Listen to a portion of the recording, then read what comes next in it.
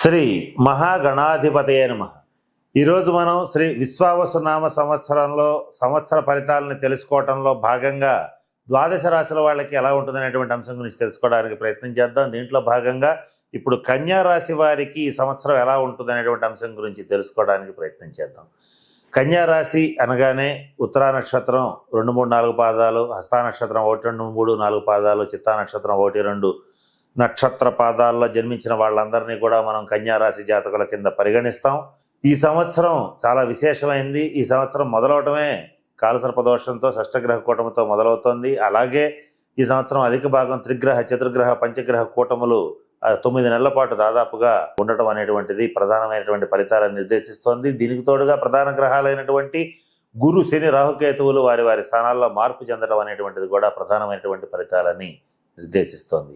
అయితే ఇక్కడ మనం కాస్త జాగ్రత్తగా గమనించినట్లయితే ఈ కన్యా రాశికి దశమ స్థానంలో గురువు ప్రవేశించి సంవత్సరం అంతా సంచరిస్తున్నాడు. ఇది మే నెలలో జరుగుతోంది.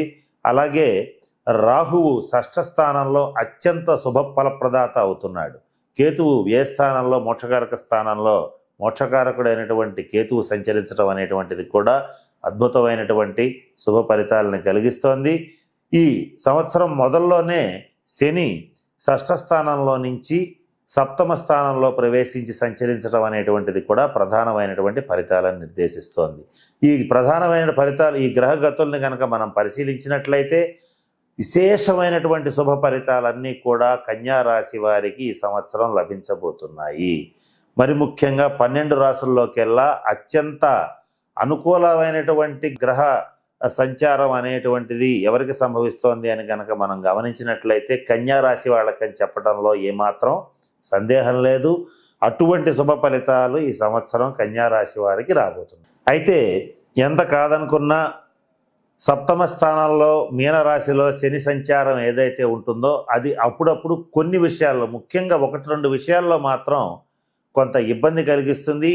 దీని విషయంలో ఏ జాగ్రత్తలు పాటించాలి, ఏ రకమైన పరిహారాలు చేసుకోవాలనేటువంటి విషయం కూడా తెలియచేస్తాను. మొట్టమొదట 6వ స్థానంలో ఉన్నటువంటి రాహుగ్రహ సంచార రీత్యా అద్భుతమైనటువంటి ఐశ్వర్యకరమైనటువంటి జీవితాన్ని కన్యా రాశి వారు ఈ సంవత్సరం గడపబోతున్నారు.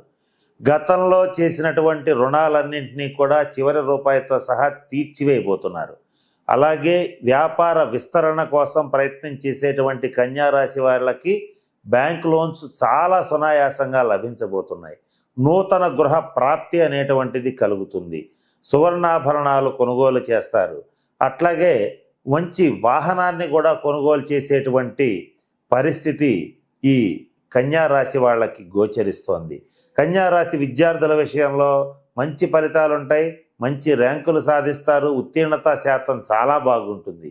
మరింత శుభ ఫలితాల కోసం మేధో దక్షిణామూర్తి స్తోత్రాన్ని పఠించండి, లేదా మీరు పొద్దున్నే స్నానం చేసి కాస్త ఫోన్లో పెట్టిన వినేటట్లయితే మరిన్ని శుభ ఫలితాలని పొందగలుగుతారు. ఈ కన్యా రాశి ఉద్యోగస్తుల విషయానికి వచ్చేటట్లయితే మీరు కోరుకున్న ప్రదేశానికి కోరుకున్న రీతిలో ప్రమోషన్లతో కూడినటువంటి ట్రాన్స్ఫర్లు వస్తాయి.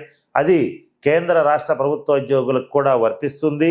కేంద్ర రాష్ట్ర ప్రభుత్వాల నుంచి రావాల్సిన బకాయిలన్నీ కూడా చివరి రూపాయితో సహా మీ చేతికి అందటం అనేటువంటిది జరిగి తీరుతుంది. అలాగే ప్రైవేట్ రంగంలో ఉండేటువంటి ఉద్యోగస్తులకు కూడా మీ సంస్థ మీ యొక్క ప్రతిభని గుర్తించటం అనేటువంటిది జరుగుతుంది. సముచిత స్థానాన్ని ఇవ్వటం కూడా జరిగి తీరుతుంది. వ్యాపారాల్లో చాలా లాభాలు వస్తాయి. వచ్చినటువంటి లాభాలని చక్కగా కళ్ళ చూడగలుగుతారు. వాటిని మీరు అనుకున్న రీతిలో చక్కటి ఖర్చు పెట్టడం అనేటువంటిది కూడా జరుగుతుంది. ఈ వ్యాపారాల్లో కొత్త బ్రాంచీల్ని స్టార్ట్ చేయడం అనేటువంటిది కూడా జరిగి తీరుతుంది. ఇక కన్యా రాశి రాజకీయ నాయకుల విషయానికి వచ్చేటట్లయితే మీకు రాజయోగం మొదలైపోయింది. మీరు ఏం చేసినా కూడా ప్రజల్లో కానీ పార్టీలో కానీ మిమ్మల్ని ఎదుర్కొనేటువంటి వాళ్ళు ఉండరు. శత్రువుల మీద సునాయాసంగా విజయం సాధిస్తారు.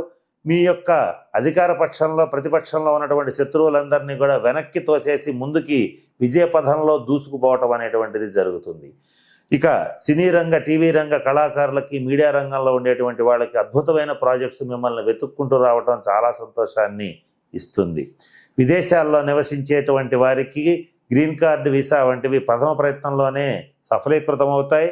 ఇక ఎవరికైతే గ్రీన్ కార్డులు ఈ సంవత్సరం మంజూరు అవుతాయో వాళ్ళలో 10 మందిలో కనీసం నలుగురు కన్యారాశి వాళ్ళు ఉండటం అనేటువంటిది విశేషం. అటువంటి శుభప్రదమైనటువంటి శుభ ఫలితాలు కన్యారాశి వాళ్ళకి లభిస్తాయి. ఇక వ్యయ స్థానంలో ఉన్నటువంటి కేతుగ్రహ సంచార రీత్యా కాస్త వైరాగ్య ధోరణి పెరుగుతుంది. అలాగే పుణ్యక్షేత్ర సందర్శన కలుగుతుంది. ద్వాదశ జ్యోతిర్లింగాలని అలాగే పంచారామాలని శైవ క్షేత్రాలని సందర్శిస్తారు. అలాగే మంచి మోక్షకారక విద్యల్ని అభ్యసించడానికి ప్రయత్నిస్తారు. శరీర ఆరోగ్యం మెరుగుపడుతుంది. అలాగే మీ జీవిత భాగస్వామి ఆరోగ్య విషయంలో మాత్రం కొంచెం జాగ్రత్త వహించండి. ఈ ఒక్క విషయంలో మాత్రం కాస్త జాగ్రత్తగా ఉండాలి. అలాగే జీవిత భాగస్వామితో భేదాభిప్రాయాలు రాకుండా కాస్త జాగ్రత్త పడటం అనేటువంటిది ముఖ్యంగా చెప్పదగినటువంటి సూచన. కన్యారాశి వాళ్ళు ఎవరైతే భార్యాభర్తల మధ్య తీవ్రమైనటువంటి మనస్పర్ధలు ఉన్నటువంటి వాళ్ళు ఎవరైతే ఉంటారో వాళ్ళకి ఈ సంవత్సరం కొంచెం గడ్డు కాలం. కొంతమందికి మాత్రం విడాకులయ్యేటువంటి పరిస్థితి ఉంటుంది. ఇది అందరికీ కాదు. ఎవరికైతే వ్యక్తిగత జన్మ జాతక రీత్యా విడిపోయేటువంటి దశాంతర దశలు వస్తాయో వాళ్ళు మాత్రం కన్యారాశి వాళ్ళు విడిపోయేటువంటి పరిస్థితి వస్తుంది. డైవర్స్ మంజూరు అవుతాయి. ఎవరైతే విడాకుల కోసం ప్రయత్నం చేస్తారో వాళ్ళకి డైవర్స్ మంజూరు అయ్యే పరిస్థితులు కూడా గోచరిస్తున్నాయి. ఇకపోతే కన్యారాశి వారికి ఎవరైతే వివాహ ప్రయత్నాలు చేస్తూ ఉంటారో వాళ్ళకి వివాహ యోగ్యమైనటువంటి కాలం.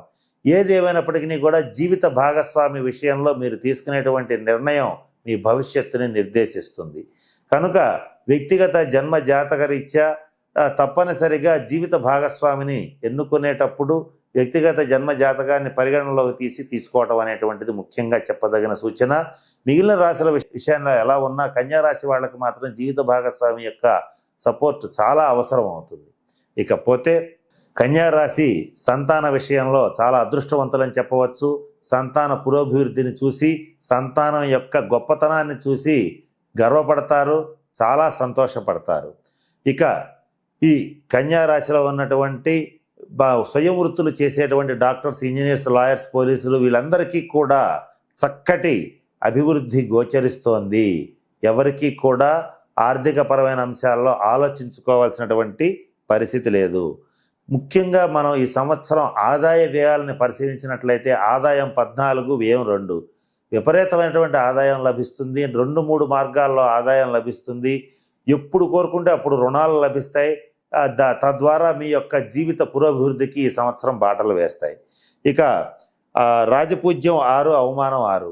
అంటే ఈ మానవమానాలని మీరు లెక్క చేయకుండా ఈ సంవత్సరం మీరు ముందుకు వెళ్ళాలి. ఇక్కడ ఎవరైనా సరే గౌరవిస్తే పొంగిపోవద్దు, విమర్శిస్తే కుంగిపోవద్దు. ఇది ఈ సంవత్సరం కన్యారాశి వాళ్ళకి చెప్పదగిన సూచన. ఏనుగు వెళుతుంటే కుక్కలు మరుగుతాయి అనుకోండి. పొరపాటును కూడా ఎవరైనా విమర్శిస్తే కుంగిపోవటం, బాధపడటం, డిప్రెషన్లోకి వెళ్ళటం ఇలాంటివి చేయవద్దు. గ్రహగతులు అత్యంత అనుకూలంగా ఉన్నాయి. మరి ముఖ్యంగా ఏ రంగంలో ఉన్నటువంటి కన్యారాశి వాళ్ళకైనా, అంటే ఏ వృత్తిలో, ఉద్యోగంలో, వ్యాపారంలో ఉన్న కన్యారాశి వాళ్ళకైనా అద్భుతమైన రాజయోగ కాలం. వచ్చిన అవకాశాలను వచ్చినట్టుగా సద్వినియోగపరచుకుని ముందుకు వెళ్ళడం అనేటువంటిది ముఖ్యంగా కన్యారాశి వాళ్ళకి చెప్పదగిన సూచన. ఈ సంవత్సరం శనికి సంబంధించిన శాంతి పరిహార క్రియల్ని జరిపించుకోండి. ఖర్చుల్ని అదుపులో ఉంచడానికి ప్రయత్నం చేయండి. అలాగే అనవసరమైనటువంటి రుణాలని చేయటం, ఈ రుణాలు ఇస్తున్నారు కదా అని రుణాలు చేయటం, ఇటువంటి పనులు మాత్రం చేయటం మానుకోండి. కనుక నేను చెప్పినటువంటి అన్ని రకాల సూచనల్ని పాటించి శనీశ్వరుడికి సంబంధించిన శాంతి పరిహార క్రియల్ని జరిపించుకుని కన్యారాశి వాళ్ళందరూ అష్టైశ్వర్యాలతో భోగభాగ్యాలతో ఉండాలని మనస్ఫూర్తిగా పరమేశ్వరుని ప్రార్థిస్తూ సెలవు తీసుకుంటున్నాను. స్వస్తి.